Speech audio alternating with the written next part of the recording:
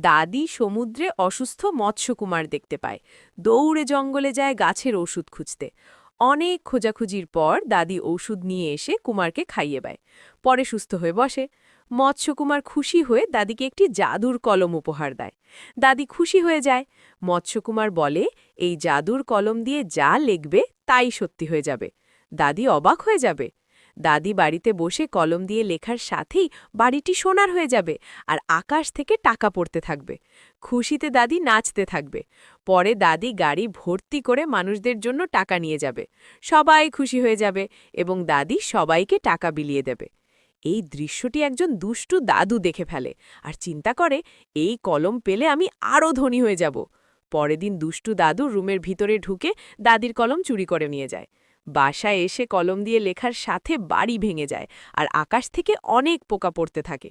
ভয়ে দাদু পালিয়ে যায়।